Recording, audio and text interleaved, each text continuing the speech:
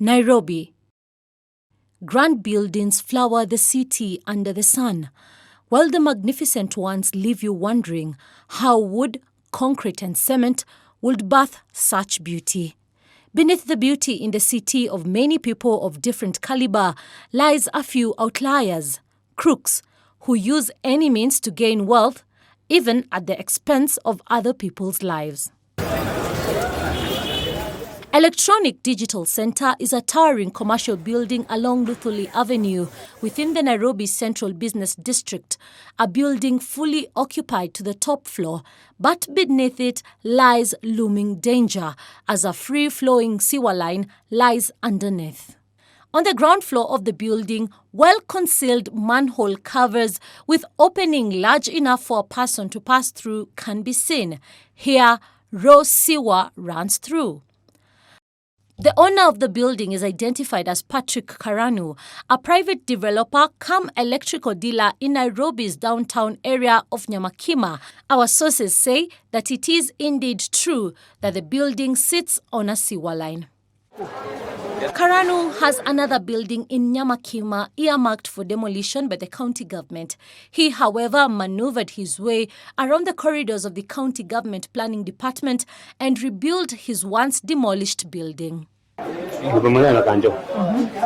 Walikuwa wanasema what is the problem? Ni kama mmoja alikuwa na barua or something. Oh, okay. Then afterwards what happened? Afterwards kwa ni kuprove sasa kwa nini imebomolewa. Wakaenda kotini. No one should think in their mind that they should go the shortcut way. If you go the shortcut way, you are likely to lose your investment.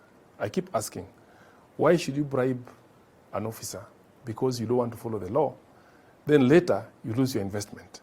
You may not go back to that officer to tell them, hey, wait a minute, I wish you should have listened to what you told me because this and this would not have happened. This expose comes against the backdrop of planned structural audit of private commercial and residential buildings in the city.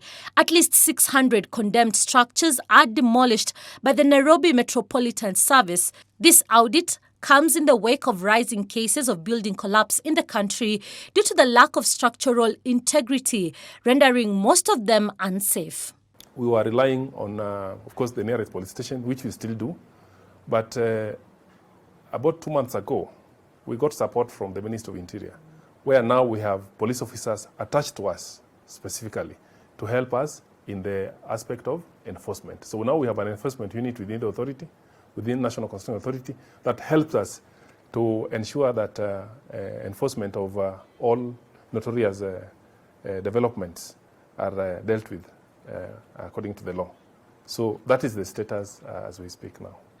In the past, a report by a task force and a team of investigators formed to undertake forensic investigations into at least 200 buildings whose construction approvals were deemed questionable revealed a total of 400 buildings out of the audited 3,914 buildings in Huruma alone to have failed the structural test and thus recommending demolition. Just like you seek development control at the beginning when you start construction, at the end of construction of that project, you must get an occupation certificate for that building to be considered safe and occupiable. And this particular one is issued by the county government. While poor workmanship is the leading cause of building collapse countrywide, the National Construction Authority now says that it has stepped up its efforts to avert such cases by introducing the National Building Code. We have buildings that are under construction. Those ones we continuously monitor to eliminate any aspects of non-compliance. That's why when we come across a project and find that they are non-compliant, we close it. We close it until such a time that they have met all the non-compliant requirements. Now, based on our compliance visits or quality assurance in site inspections, we've been able to mitigate quite a number of challenging buildings or projects are the ones that have safety issues. How have we been able to do this? When we realize that there is a building that is having defects or having issues or quality issues or safety issues, one of the things is that we task the developer to address it through their professional teams they have engaged, the engineer, to do an assessment. And we demand to see that report. 2/3 of building collapse after completion and 1/3 during construction. 87 building collapses have occurred in the country over the past 5 years. Salome Moirore, The Informer.